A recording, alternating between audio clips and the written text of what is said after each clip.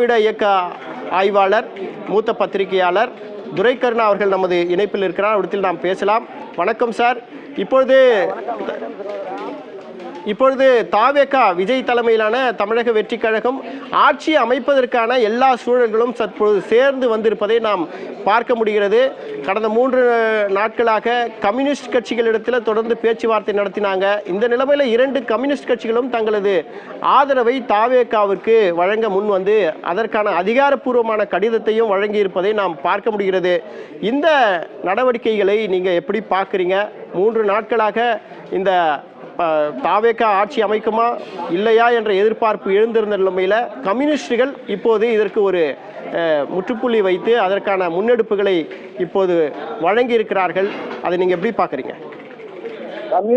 2 communist கட்சிகளுடைய ஆதரவை அடுத்து இந்த 2 கம்யூனிஸ்ட் கட்சிகளுடைய முடிவை தொடர்ந்து நாங்கள் நிர்வாக குழு ஆலோசித்து ஒரு நல்ல முடிவை சொல்லுவோம் என்று விடுதலை சிறுத்தைகள் கட்சி தலைவர் திருமாவளவன் தெரிவித்திருந்தார். அவர் இன்று மாலை நிர்வாகிகளுடன் கலந்து ஆலோசித்து இன்று மாலையோ அல்லது நாளையோ விடுதலை சிறுத்தைகளும் ஆதரவளிப்பார்கள் என்று தெரிவித்தால் நிச்சயமாக பிரச்சனை இல்லாமல் ஆளுநர் கேட்ட அந்த 118ஓடு ஆட்சி அமைப்பதற்கு திரு விஜய் அவர்களுக்கு கூடுதல் வாய்ப்பு இருக்கிறது.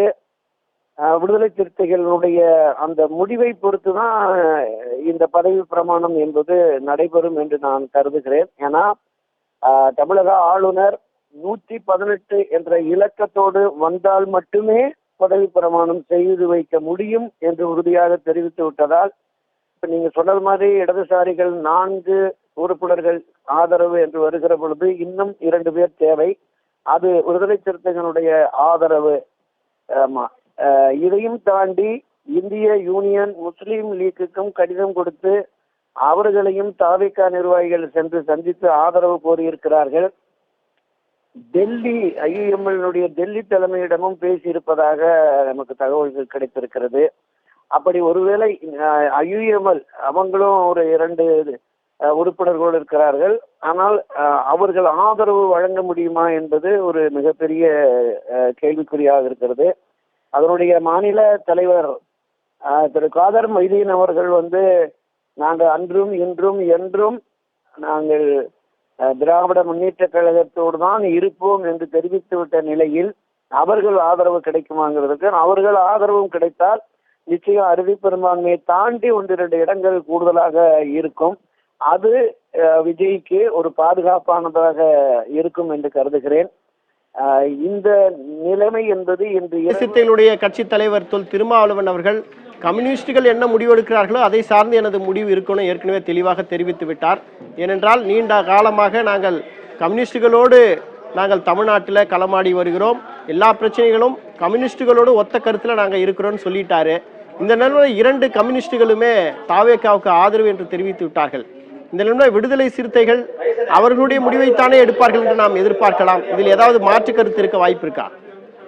இல்ல, அதான் சொல்றேன். இப்ப இடதுசாரிகளோடு இணைந்து விடுதலை சிறுத்தைகள் பயணிக்கிறது. எனவே இடதுசாரிகளோடு இணைந்து நாங்கள் ஒரு முடிவை எடுப்போம் என்று தெரிவித்த நிலையில் மற்ற இருவருமே தாவேகாவுக்கு ஆதரவு என்று அறிவித்து விட்ட நிலையில் விடுதலை சிறுத்தைகளும் ஆதரவு என்று அறிவிப்பதற்கு கூடுதல் வாய்ப்பு இருக்கிறதாக பார்க்கிறோம். அவர்களும் ஆதரவு என்று தெரிவித்தால்தான் ஆளுநர் கேட்ட அந்த இலக்கம் என்பது வரும். அதன் பிறகுதான் பதவியேற்பு நிகழ்வுகள் விழாக்களுக்கான அனுமதி கிடைக்கும் என்று நான் நம்புகிறேன். விடுதலை சிறுத்தைகளுடைய முடிவை பொறுத்து தான் இது இப்போது தாவேகா ஆட்சி அமைக்குமா இல்லையா என்கிற ஒரு நிலை இருக்கிறது. ஒருவேளை விடுதலை சிறுத்தைகள் ஆதரவில் நாங்கள் ஐயுஎம்எல் மாதிரியே தனியாக திமுகவோட இருப்போம் என்று தெரிவித்து விட்டால் இன்னும் 2 இடங்கள் எங்கிருந்து பெறுவது அப்படிங்கிறது இருக்கும். நான் தெரிவித்தது மாதிரி இந்திய யூனியன் முஸ்லீம் லீக்கிற்கும் காங்கிரசுக்கும் ஒரு இணக்கமான போக்கு இருக்கிறது. கேரளாவில் கூட அவர்கள் இணைந்து காங்கிரஸ் கட்சியோடு இணைந்துதான் ஆட்சி அதிகாரத்திலே இருக்கிறார்கள். தேசிய அளவிலுமே கூட இந்திய யூனியன் முஸ்லீமுக்கும் காங்கிரசுக்கும் ஒரு நெருக்கம் இருக்கிறது. காங்கிரஸ் தாவேகா ஆதரவு நிலைப்பாட்டை தமிழ்நாட்டில் எடுத்திருப்பதால் ஒருவேளை டெல்லி தலைமை அகில இந்திய தலைமை ஒரு அனுமதி கொடுத்தால் அவர்கள் வருவதற்கு வாய்ப்பு இருக்கிறது. நீங்க குறிப்பிட்டது மாதிரி அவர் பேராசிரியர் காதர் மொய்தீன் உறுதியா மறுத்து விட்டார். ஆனால் அரசியல்ல எப்போது வேண்டுமானாலும் எது வேண்டுமானாலும் நடக்கலாம் என்கிற அடிப்படையில் ஐயுஎம்எல்னுடைய தேசிய தலைமை ஆதரவு கொடுங்கள் என்று தெரிவித்து விட்டால் அது இன்னும் கூடுதல் பலம் என்பதுதான் என்னுடைய பார்வை சகோதரர். நீங்கள் ஒரு மூத்த பத்திரிகையாளர், திராவிட இயக்க ஆர்வலர் என்ற முறையில் நான் கேட்குறேன். ஏற்கனவே 2 கம்யூனிஸ்டுகளும் தொடர்ந்து திமுகவுடன் கடந்த 10 ஆண்டுகளுக்கு மேலாக பயணித்து வந்தவர்கள். இந்த நிலைமையில தாவேகா இப்போது ஒரு தொங்கு நிலைமையில் இருக்கிற இந்த நிலைமையில அவர்கள் தொடர்ந்து பேச்சுவார்த்தையை நடத்தியதுடைய காரணமாக இவர்கள் உடனடியாக இப்போது வாய்ப்புகளை 3 நாட்கள் கழித்து இந்த ஆதரவை வழங்கி இருக்கிறார்கள். இதை நீங்க எப்படி பார்க்குறீங்க? திராவிட இயக்கத்தை, திமுக என்ற அந்த இயக்கத்தை, இவ்வளவு நாட்களாக பயணித்த அந்த இயக்கத்தை உதறிவிட்டு இந்த முடிவை அவர்கள் எடுத்திருக்கிறார்கள். இப்படி ஒரு முடிவை எடுப்பதற்கான நோக்கமும் காரணமும் என்னவாக இருக்கும்? இல்ல, அதாவது அரசியல் களத்தில் பயணிக்கிற ஒவ்வொரு அரசியல் கட்சிகளுக்குமே தனித்தனியான கொள்கை லட்சியங்கள் இருக்கிறது. ஒவ்வொரு சித்தாந்த ரீதியில், தத்துவார்த்த ரீதியில் பொதுவுடைமை கட்சிகள் பயணித்து வருகிறது. அவ்வப்போது உள்ள அரசியல் சூழலுக்கு ஏற்ப தேர்தல் காலங்களில் இந்த கூட்டணிகளை அவ்வப்போது மாறி மாறி கூட வந்திருக்காங்க. நம்ம பார்த்திருக்கோம். திராவிட முன்னேற்ற கழகத்தோடும் அண்ணா திராவிட முன்னேற்ற கழகத்தோடும் மாறி மாறி கூட்டணியில் இடம்பெற்றுதான் இந்த கம்யூனிஸ்ட் கட்சிகள் அதிக இடங்களை சட்டமன்றத்தில் பெற்றிருக்கிறது. அதுவும் போக பொதுவுடைமை கட்சி என்பது தேசிய அளவிலுமே கேரளாவில் ஆட்சி இழந்துருச்சு, மேற்கு வங்கத்தில் ஏற்கனவே இழந்துருச்சு, திரிபுராவில் கம்யூனிஸ்டுகள் ஆட்சி இருந்தது இழந்துருச்சு. அப்ப அரசியல் பயணம் என்பது இப்ப தமிழ்நாட்டில் ஒரு ஆட்சி கட்சிக்கு ஆதரவு நிலைப்பாட்டை எடுத்த போது அதற்கென பொதுவுடைமை கட்சிக்கென அவங்களுடைய பார்வை என்னன்னா, ஒரு மதசார்பற்ற ஒரு அரசு தமிழகத்தில் அமைய வேண்டும் அப்படிங்கிற அந்த பார்வை இருக்கிறது. எப்போதும் பாரதிய ஜனதா கட்சிக்கு தமிழகத்தில் இடம் கொடுத்து விடக்கூடாது என்கிற பார்வையும் பொதுவுடைமை கட்சிக்கு இருக்கிறது. இது தொடர்பாக நிச்சயமாக திராவிட முன்னேற்ற கழகத்தை 2 நாட்கள் சந்தித்து பேசிய பொதுவுடைமை கட்சி தோழர்கள் இந்த கருத்தை வலியுறுத்திட்டு அவர்களுடைய ஒப்புதலோடு தான் வந்திருப்பார்கள் அப்படின்னு கருதுறேன். ஏன்னா காங்கிரஸ் கட்சி இந்த கூட்டத்துக்கு வராமலேயே அவங்க போன உடனே திமுகவினுடைய கடுமையான விமர்சனங்களை எதிர்கொண்டதை பார்த்தோம். இப்ப கம்யூனிஸ்டுகளுக்கு எதிரான விமர்சனம் நிச்சயமா திமுக தரப்பில் இருந்து வராது என்று நாம கருதலாம் சகோதரா.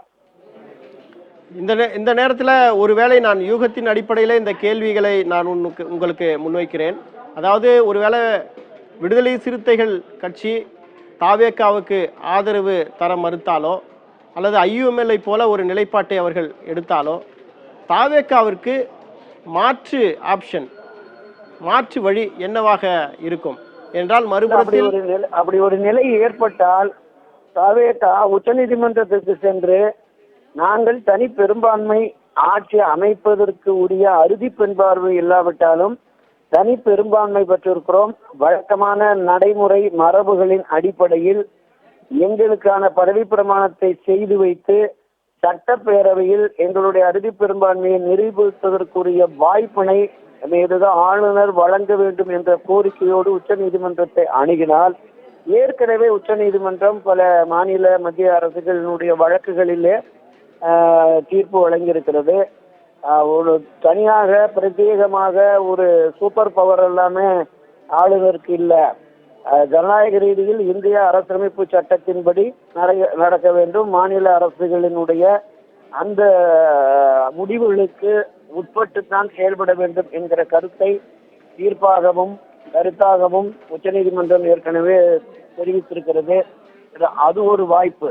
இதுவும் அது சரியாக இல்லை என்றால், எங்களுக்கு மக்கள் ஆட்சி அளிப்பதற்கு ஒரு வாய்ப்பை கொடுத்தார்கள், ஆனால் அந்த வாய்ப்பை எங்களால் நிறைவேற்ற முடியவில்லை என்று எல்லோரும் ராஜினாமா செய்துவிட்டு நாங்கள் தேர்தலை சந்திக்கிறோம் என்ற முடிவை தாவேகா விஜய் எடுத்தால், கவர்னர் ஆட்சி 6 மாதங்கள் நடைபெறும்.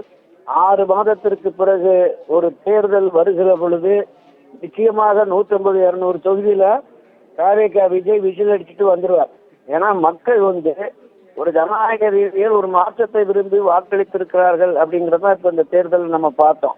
அது போதுமான அளவுக்கு பெரும்பான்மை கிடைக்காத பட்சத்துல அவர் ஆட்சி அமைப்பதற்கு வாய்ப்பு வழங்காத இந்த நிலையை கண்டித்து கூடுதல் ஆதரவோடு கூடுதல் இடங்களை தாவேகா பெறுவதற்கும் வாய்ப்பு இருக்கிறது சகோதரா. நிச்சயமாக தாவேக்காவினுடைய இந்த அரசியல் முன்னெடுப்புகள் என்ன, இடதுசாரி இயக்கங்கள் தங்களது ஆதரவை தாவேக்காவிற்கு வழங்கியிருக்கிற நிலைமையில் விடுதலை சிறுத்தைகள் என்ன மாதிரியான முடிவை எடுக்கப் போகிறது என்ற எதிர்பார்ப்பு எழுந்திருக்கிற நிலைமையில நேரலையில் வந்து தங்களது கருத்துக்களை எங்களோடு பகிர்ந்து கொண்டமைக்கு நன்றி துரைக்கருணா சார்.